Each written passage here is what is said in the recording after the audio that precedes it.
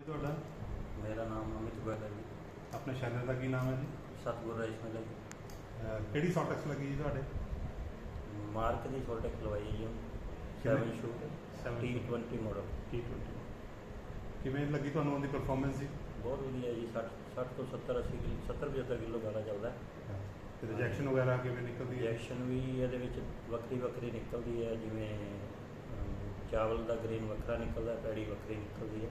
Paddy ਵਾਸਤੇ ਮਤਲਬ ਕੋਈ ਸੈਪਰੇਟ ਸ਼ੂਟ ਹੈ? ਹਾਂਜੀ ਹਾਂਜੀ ਉਸ ਪਰਫਾਰਮੈਂਸ ਤੋਂ ਤੁਸੀਂ ਖੁਸ਼? ਹਾਂਜੀ, ਬਹੁਤ ਵਧੀਆ ਚੱਲਦੀ ਹੈ। ਜਿਹੜਾ ਪੈਡੀ ਸੈਪਰੇਟ ਕਰਦੀ ਹੈ ਉਹ ਚੀਜ਼ ਅੱਛੀ ਲੱਗੀ ਤੁਹਾਨੂੰ? ਹਾਂਜੀ, ਨਵਾਂ ਕਨਸੈਪਟ ਸੀ ਉਹ? ਹਾਂਜੀ, ਉਹਦੇ ਵਿੱਚ ਫਿਰ ਹੁਣ ਚਾਵਲ ਪਿੱਛੇ ਦੁਬਾਰਾ ਪ੍ਰੋਸੈਸ ਨਹੀਂ ਕਰਨਾ ਪੈਂਦਾ, ਉਹ ਸਿੱਧਾ ਬਸ ਪੈੜੀ ਨਿਕਲਦੀ ਉਹਦੇ ਵਿੱਚ।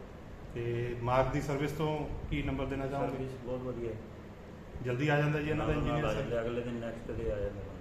ਓਵਰਆਲ ਤੁਸੀਂ ਰეკਮੈਂਡ ਕਰਨਾ ਚਾਹੋਗੇ ਇਹਨਾਂ ਨੂੰ ਕਿਸੇ ਹਾਂਜੀ ਨੂੰ? ਹਾਂਜੀ, ਅਸੀਂ ਇੱਕ ਹੋਰ ਲਵਾ ਰਹੇ ਹਾਂ ਨਵੇਂ ਸ਼ੈਲਰ 'ਚ। ਹੁਣ ਨਵਾਂ ਸ਼ੈਲਰ ਲਾ ਰਹੇ ਹਾਂ, ਉਹਦੇ 'ਚ ਲਵਾ ਰਹੇ ਹਾਂ T20। Thank you.